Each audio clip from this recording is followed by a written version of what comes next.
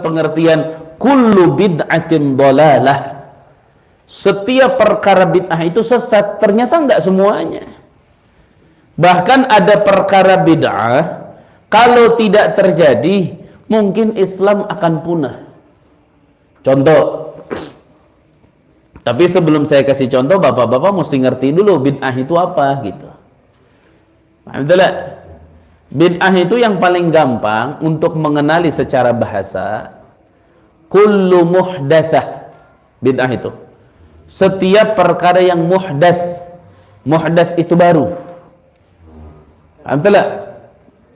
Tidak pernah, tidak terjadi di zaman Rasulullah SAW yang dilakukan oleh Nabi. Itu paling gampangnya ngenal begitu. Nah sekarang apakah setiap bid'ah itu dhalalah, sesat? Ternyata enggak. Kalau semua bid'ah itu sesat, waduh, bapak-bapak baca Quran sekarang itu sesat, bapak-bapak. Baca Quran berarti kita dosa. Kenapa baca Quran dosa? Karena Quran itu sudah terkontaminasi atau sudah tercampur ke dalam Quran itu perkara bid'ah.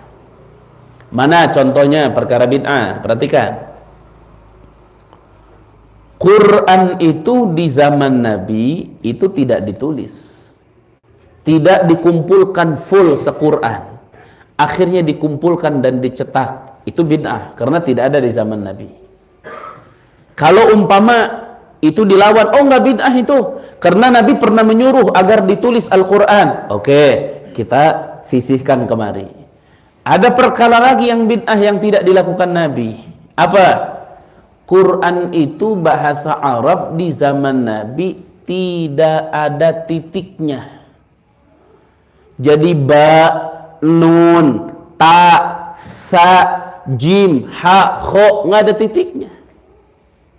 Kalau bapak-bapak ini ha apa kho apa jim nggak akan tahu. Satu bukan bahasa kita nggak tahu. Kalau bahasa kita walaupun nggak ada titik pasti tahu nggak? Pasti tahu. Bapak-bapak, coba ada coretan begini, apa bacaannya? Panjang, panjang, panjang, panjang. Apa bacaannya? Hah? Bisa dibaca apa? Lili. Bentar. Bacaannya apa? Lili. Orang Arab suruh baca bisa nggak? Enggak. Bukan bahasa mereka. Kita bisa walaupun itu nggak pakai titik. Kita tahu ini i sudah. Padahal i secara ketetapan pakai titik nggak? Pakai titik. Tapi tahu. Quran di zaman Nabi nggak ada titiknya. Kapan mulai ada titik? Itu titik itu dimulai oleh Abul Aswad Ad-Du'ali, muridnya Sayyidina Ali bin Abi Thalib. Beliau yang merumuskan pakai titik, jadi beda. Ha, kho, jim, ada titiknya. Sebelumnya nggak ada titiknya. Itu nggak dilakukan sama Nabi. Kalau mau disebut bid'ah, Quran kita ada bid'ahnya. Ayo lihat Quran. Di zaman Nabi nggak ada harokatnya Quran. Nggak ada fathah, kasroh, dhammah, nggak ada. Tanwin fathah, tanwin dhammah, tanwin kasroh, nggak ada. Nggak ada, paham tidak?